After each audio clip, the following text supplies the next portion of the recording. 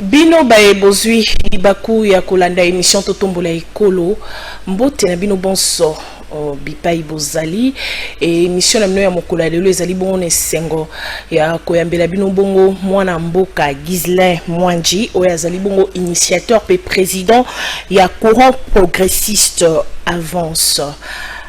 Maître topesi mbote mwana mboka neige sengo mingi toyeko na bobenga na bino na émission totombola mboka totombola ekolo voilà. Bon ezaka eloko moko Maître ancien cellule stratégique ya FCC, ancien commissaire national ya le centre ya Germain Kambinga olongwa ki nanu pas na le centre pour nani. Bon, sikawa ezala moi exercice moko pas mingi pour na biso ko le matali o to sala. Mais en même temps ezali peut devoir parce que moto esengeli ko yeba lolenge ni natambola. To tamboli molongo politique parce que ezali posa na biso uta ebandeli ko sala lekolo. Mais pour na ko sala lekolo lokolo auto do tombo lekolo pour na ko sala lekolo pour to tombola ekolo. To esengaki na biso to za na kati ya lingoma politique moko.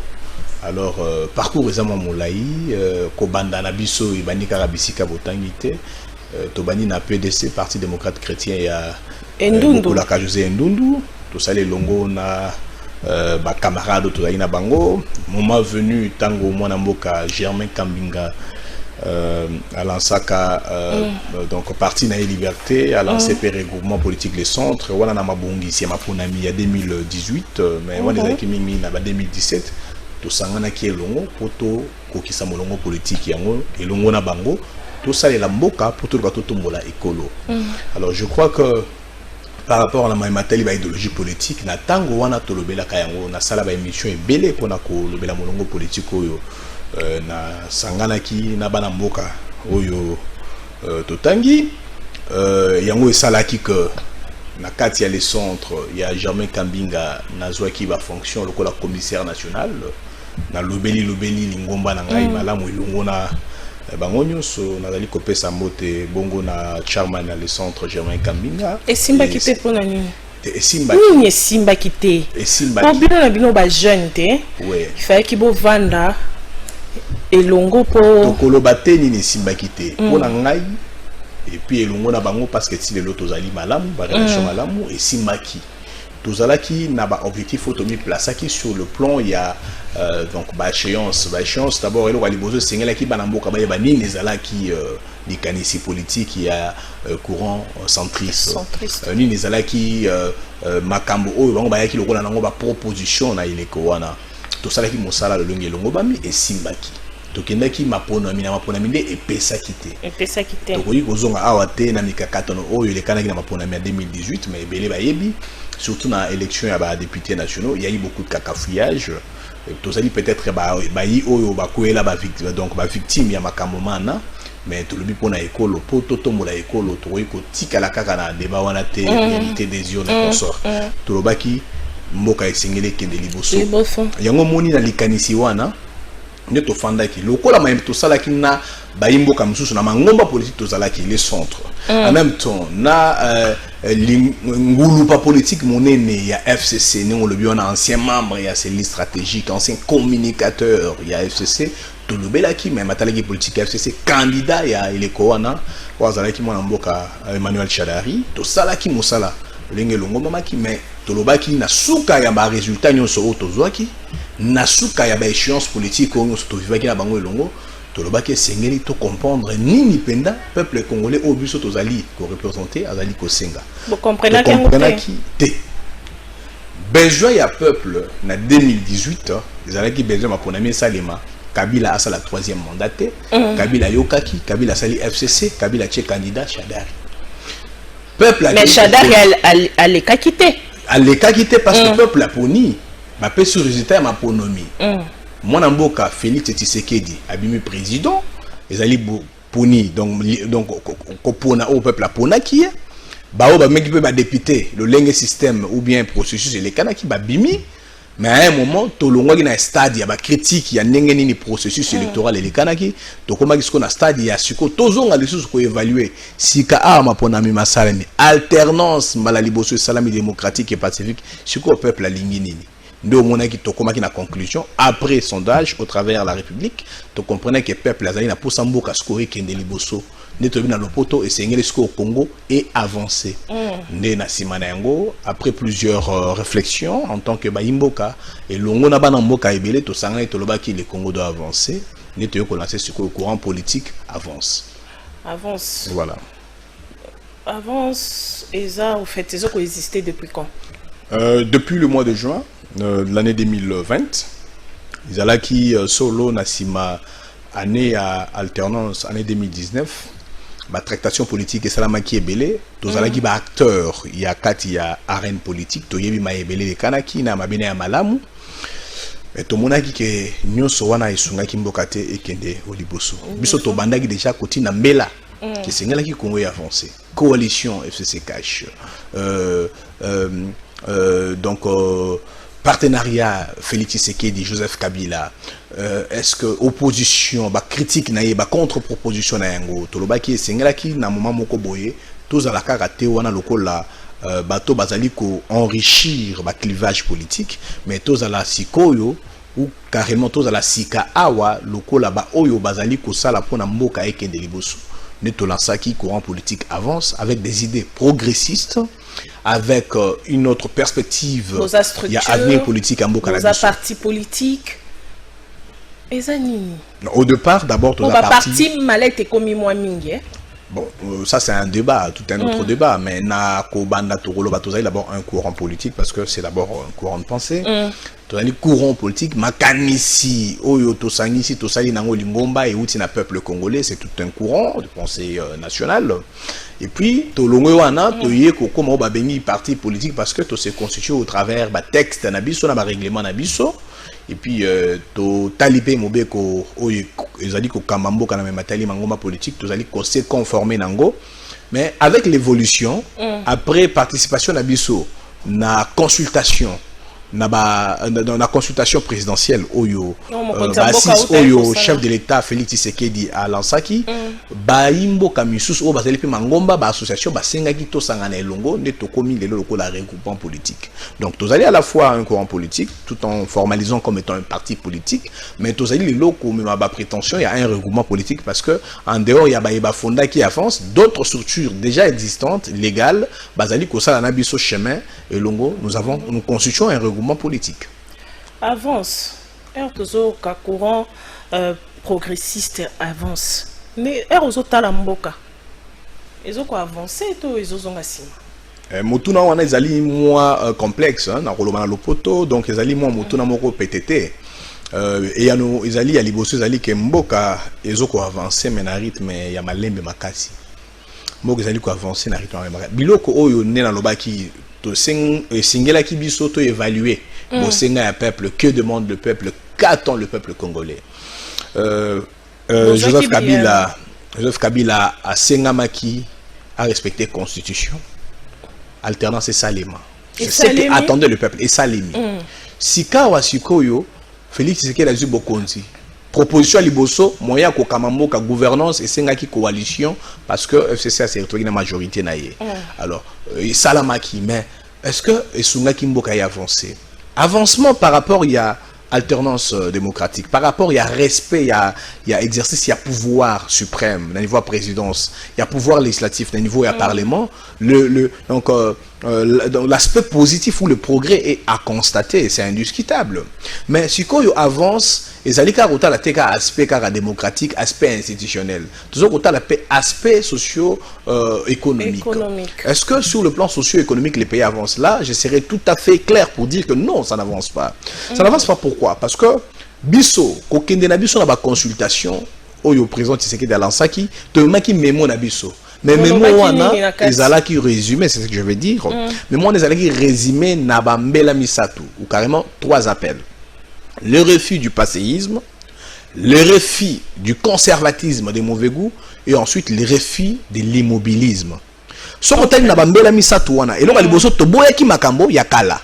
ya mibale toboyaki makambo kobatela makambo mabe oyo bandaki kosala tobatela ngo to continue kosalela yango esaleli oyo ezalaka ya mabe kala tobatela ngo lokola banda kokonza boye biso tokonza boye biso totelemelaka ngo na memo to adressaki na Félix Tshisekedi et puis eloko ya suka toboyaki immobilisme donc kotelemisa mboka esika moko lokola tozwi alternance lokola donc président Tshisekedi comme président totelemi totondi te. Le peuple attend plus que ça. Voilà pourquoi biso na bambela na biso misato wana to bundeli yango eloko liboso to salaki c'était un plaidoyer to mis en devant président Félix Tshisekedi ayoka kibiso elongo na ba collaborateur na ye au basistaka na audience wana. Je crois qu'après ça nous avons fait le travail dans le média pour amplifier appel wana. Quelque part yokanami quelque part tous allez constater donc ma difficulté à quoi avancer kobanda na bokambia ville à Kinshasa si la bokambia Congo mobimba il faut l'avouer sur le plan sociopolitique on doit reconnaître le pays n'avance pas. Donc Mokonzi Mboka a échoué complètement dans le mandat. Je voudrais vous dire une chose. D'abord pour Nabiso, nous avons une autre conception du pouvoir, de l'exercice du pouvoir. Pouvoir Namboka ils allaient exercer car on a président de la République. Et là Waliboso Huta Mobe Kolikondi constitution. Le pouvoir ne repose pas sur la seule institution président de la République. Nous avons l'institution président de la République, nous avons le Parlement et nous avons le pouvoir judiciaire. Na kota la lolenge mboka au kambama. Donc tant que le président, c'est-à-dire que l'exécutif avec le gouvernement y compris, tant que le lolenge mboka au kambama par rapport à Mobe Kolikonzi Nabiso, c'est le gouvernement qui doit conduire le pays. C'est le Parlement qui doit exercer le contrôle et légiférer.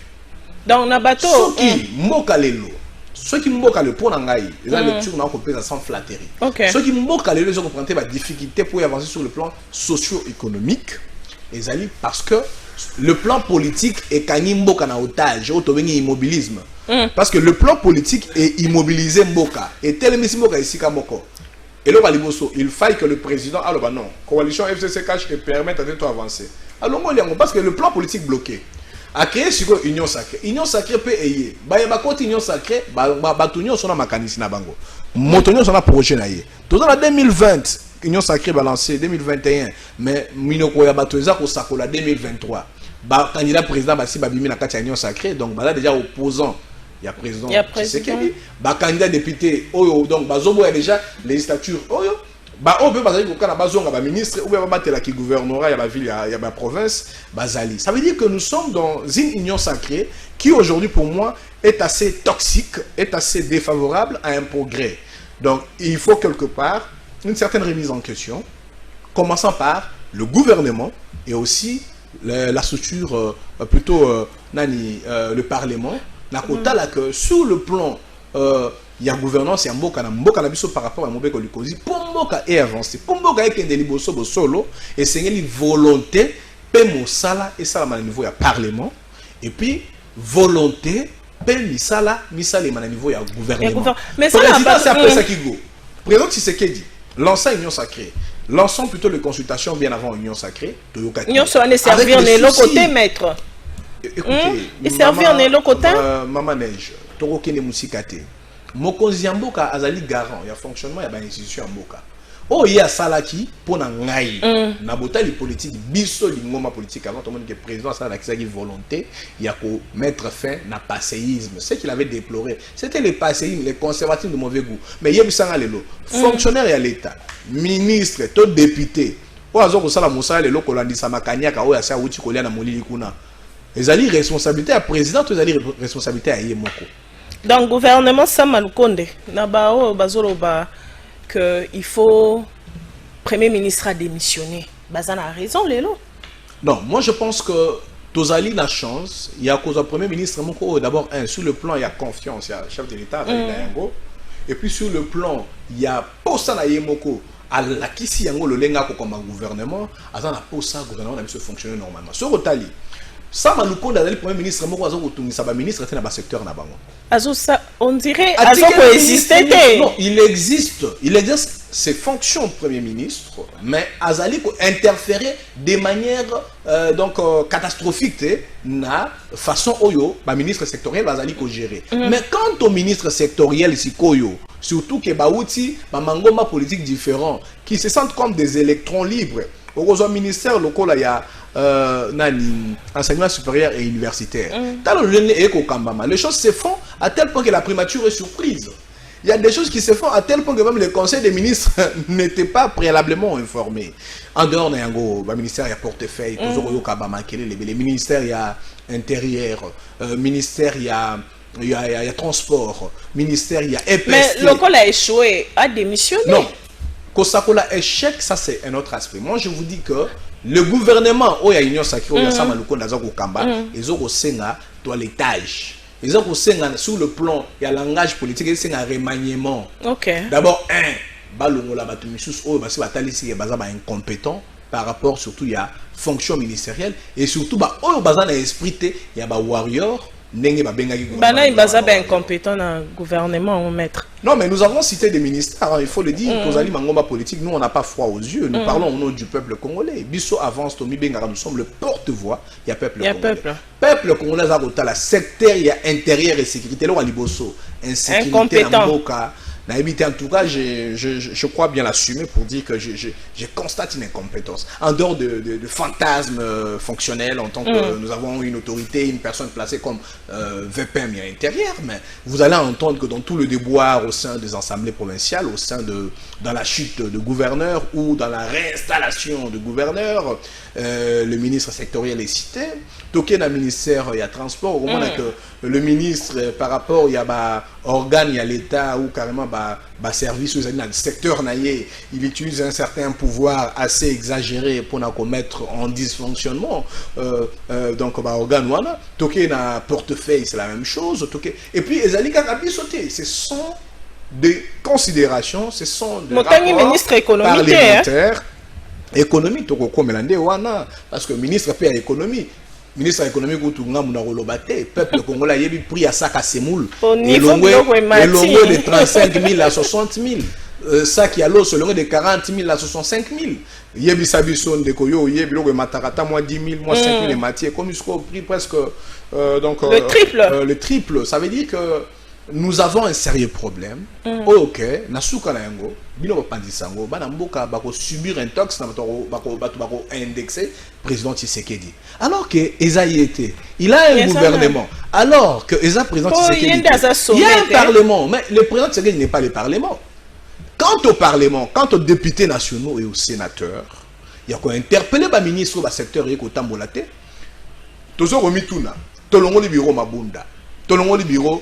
Il y a un temps de moins bas. Donc, l'Assemblée nationale, c'est là. Est-ce que le bureau Union Sacrée a placé Bazali Kotali, ça dit preuve que non, c'est toujours de colportation politique. Et ça veut dire que non, pour nous, président de l'Assemblée nationale, il a toujours un intérêt personnel. Mais Bino avance, il y a Union Sacrée. Nous sommes dans l'Union Sacrée pour accompagner le président Tshisekedi. Maman neige, tout le monde qui a présenté ce qu'il dit, ngai moko na maloba na ngai, maloba ki na ye biso to yete ko sala ko prêter allégeance, biso to ye ko sala elongo na yo. Est-ce que vous sala na ba réunion? To ye elongo na yo, loko la ba co-acteur, il y a changement. Loko la ba co-acteur, il y a progrès. Président Tshisekedi Azali a outil parti ni parti Union pour la démocratie et le progrès social. Dans la Bisseka Togo, Bisso avance aux partis progressistes. Ça veut dire que dans l'idéologie politique, il y a parti à Mokonziamboka, il y a déjà l'envie, il y a déjà l'objectif du progrès. Donc nous sommes convergents. Si quand il y a un problème, les aboyés, n'a pas eu le président Tchéli Mitema, les députés, les sénateurs. Sur le plan politique, c'est bien. Ils ont réussi à renverser le bureau Mabunda. Ils ont réussi à renverser le bureau Ntamumamba. Est-ce que sur le plan de la gestion au quotidien, ils ont réussi à renverser les antivaleurs? Est-ce qu'ils ont réussi à réussir la corruption? Est-ce qu'ils ont réussi à la moïbi, Kanyaka? Tant que vous avez la réunion à Bino, il y a Union Sacrée. Est-ce que vous aurez tant de solo la marambo Union Sacrée? Bon, nous avons dit Union Sacrée, la réunion Kotaka. Peut-être que vous avez une institution, Assemblée nationale, Sénat, l'Assemblée provinciale. Mais dans la force extra-parlementaire, je ne pense pas qu'il y aurait des retrouvailles dans le sens un peu plus élargi. Mais dans l'Union Sacrée, je reconnais que bako sociétaire mususu to bayimboka mususu merci ma Félix Tshisekedi au travers Union Sacrée bazali na volonté ndenge mona biso bazali na analyse o ngana ko sala ndenge na lobi boye na ndako bayebi bisika bazali même bazali longo na présent na ba bureau même bazali pe na kati ya parlement to na gouvernement bazali kota la makambolo ndenge mona biso pour donc décrier les dysfonctionnements pour décrier le refus de faire avancer peuple le pays. azota la bino 2023 na élection bo kende na discours ni Peuple azota la bino 2023 to na discours simple simple parce que peuple a yebi union sacrée le lo oyo ezali na baye baza na gouvernement ils ont baye dans l'Assemblée nationale ils appellent baye baza libanda ba institution neti ba biso neti ba imboka mususu kotanga ba kombote peuple a yebi ndenge na talisia président Tshisekedi ala kisi volonté ndenge peuple a lobaki to changer donc ténor ya bokambi mboka notamment ndenge il fallait que clan Kabila les allant mis de côté. En dehors de ça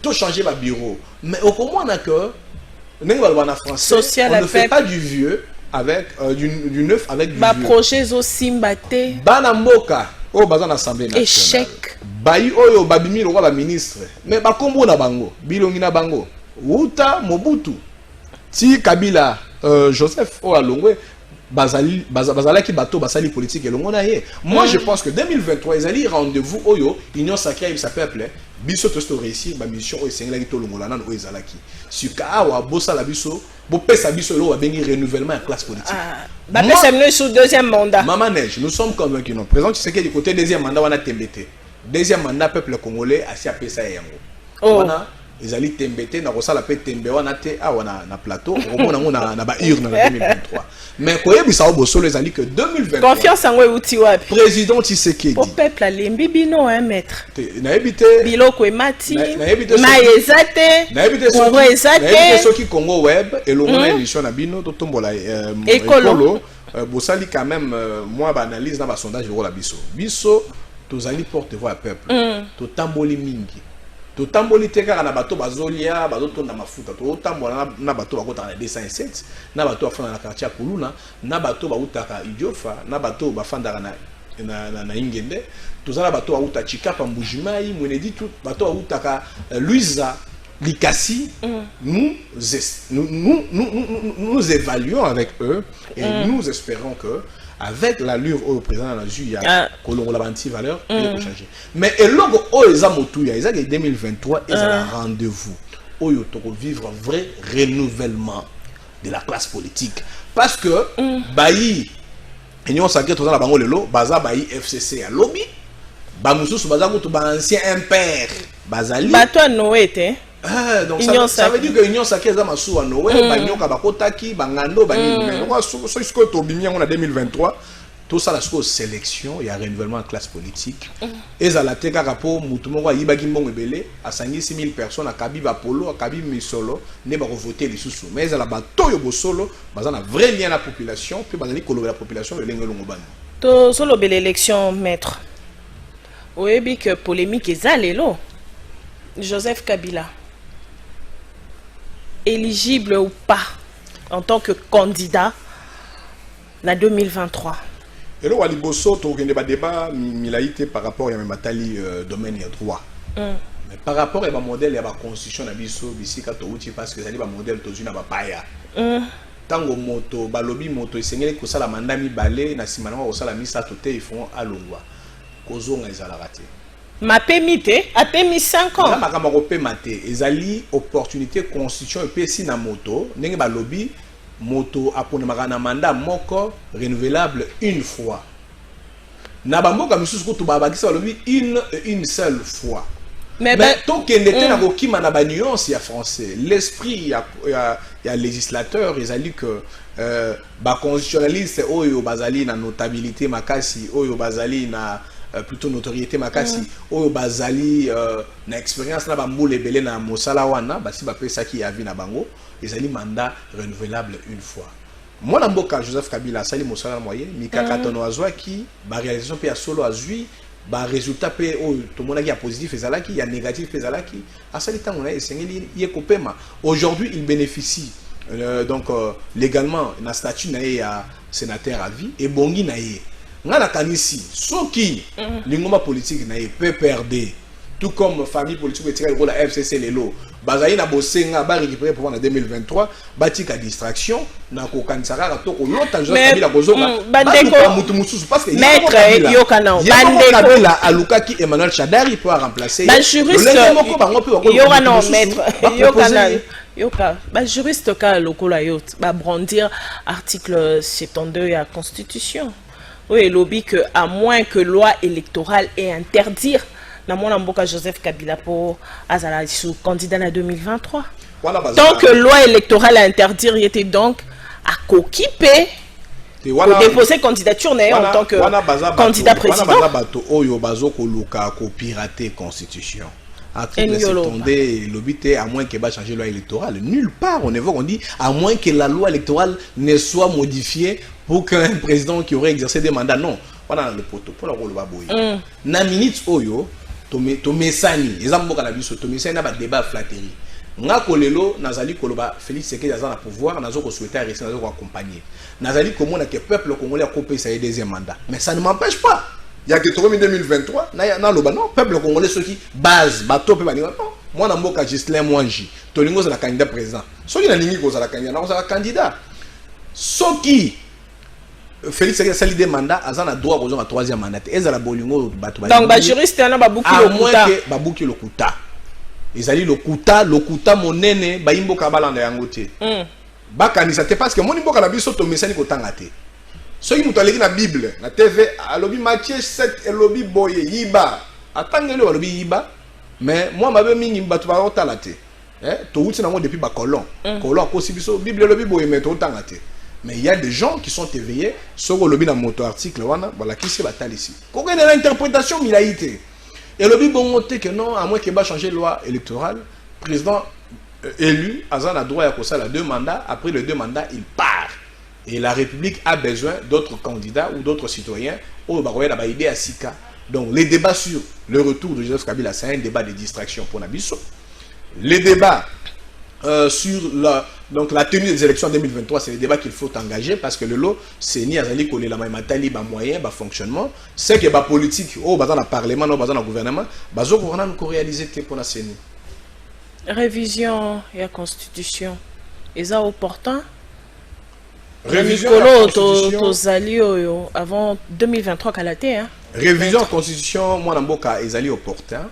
Parce que ici année où au quota matière et bon année électorale l'année 2023 moyen to quota vous avez déjà dans latin tempora suspecto donc ça veut dire dans un temps suspect na tango oyo soki ma matériel constitution sengeli ko salema ko za la réviser c'est le moment mais cela ne veut pas aussi donner une opportunité na ba balingi ko changer mboka qu'on réviser la constitution et ça la maranakati à parlement opposition ezali majorité ezali ba commission spécifique ezali misala biko salema lo lenge moko ba sala ki constitution en 2005 nenge pe ba ko sala la constitution oyo ko la renouveler mais est-il que ce qui révision wana ezali na intention ya lingomba politique moko te ya koluka kotika la éternel na pouvoir il n'y a pas de problème ce qui révision wana ezali ko t'as pas problème tout ça parce que nous avons des problèmes structurels et fonctionnels il y a état nabiso la structure de l'état ou la forme de l'état nous avons un état aujourd'hui qui a les assemblées provinciales les gouvernorats de province les assemblées nationales les sénats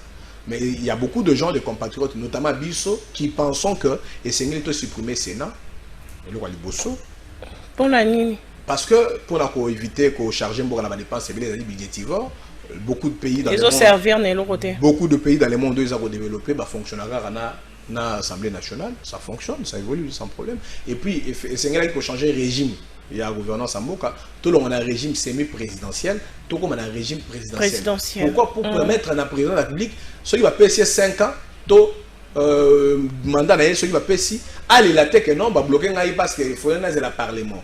Aux États-Unis, au Sénégal et comme le lot, on trouve qu'il y a un président qui est en fonction, mais qui a tout le verrou, hein, il y a donc tout le levier, il y a Kamalango Kamalamu, et puis Azala capable, il y a assumer gouvernance naïe, Yamboka. Et nous pensons aussi que mandat à chef de l'État par rapport à Bamboka Nabiso, le délai de 5 ans.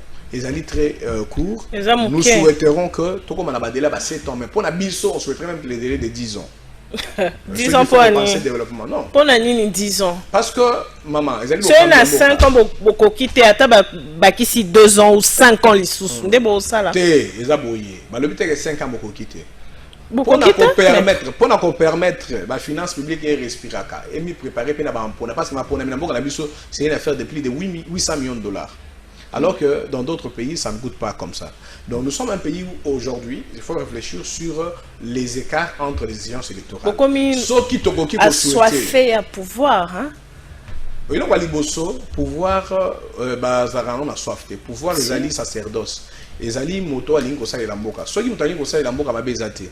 Mais biso to lingi ne kopé sa occasion na débat républicain, kopé sa occasion na travail parlementaire pour la rotala le lengenini, to ko modifier constitution. Quand on dit 10 ans, pas forcément, mais 7 ans, les causes là quand même plus raisonnable pour na koluka ko kama mboka pendant 7 ans, mokonzi moka ponami sous un régime présidentiel à kokisi ba projet naie sera kokisi te peuple a ko sanctionner le longo bami comme ça to éviter paix surcharge et un parlement avec un parlement bicaméral, ça veut dire un Sénat, et puis pour penser encore plus loin, et puis qu'on permette que la province, le gouverneur ou la province, base à la voter na mode direct, base à la voter dans la population. Donc comme vraiment que tu n'as souka et à émission, moi question à souka M23, ils ont beau malgré tous les états de siège, les lots au bandimi que Baza au fait financé par le Rwanda et tout.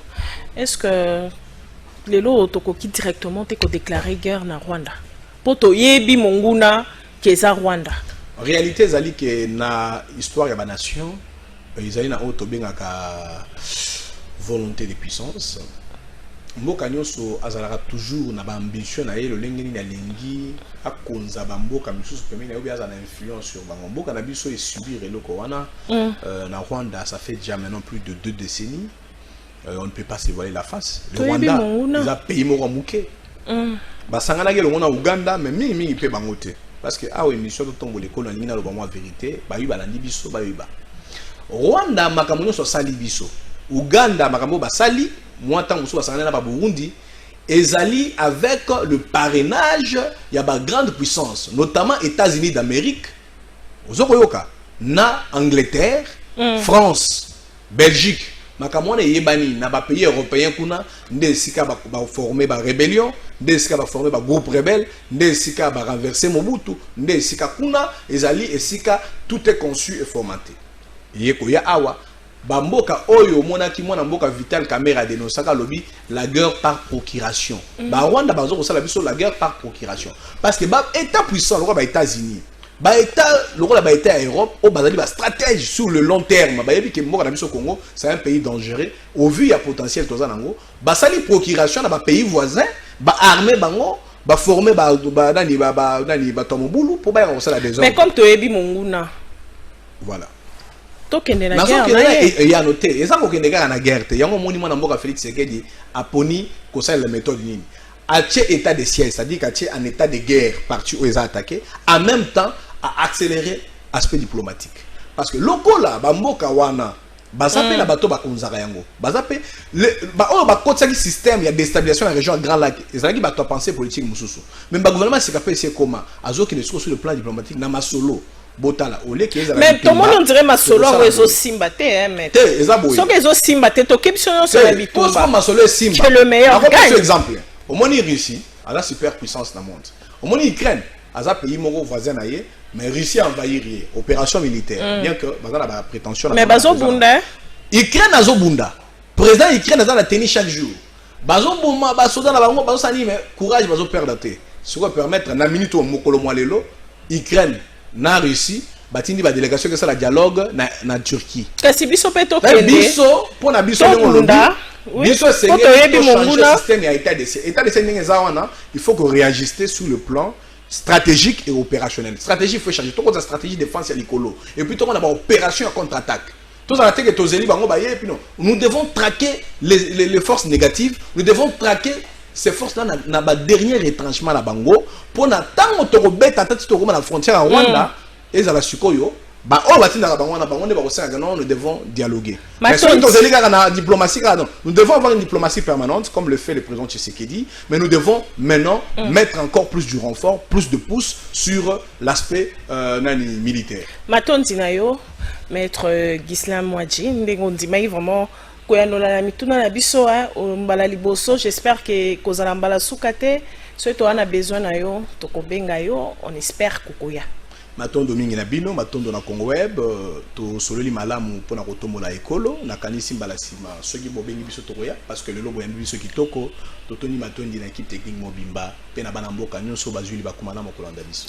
Matondi pe na bino, bolandi biso, na mokolo ya lelo, émission ekoleka bongo na rediffusion, lobby jeudi, na 9h juste, soko zangi yango bongo, olanda biso na nzela ya Bilembo TV o ezali bongo moko ya ba chaîne YouTube na biso, ozali entrepreneur, ozali moi politique, ozali motokende sango, ozali analyste politique, benga biso na numéro o ezali bongo affiché na se abetano na bino pona koya koleka pe kotalisa misala pe mai bozali kosala.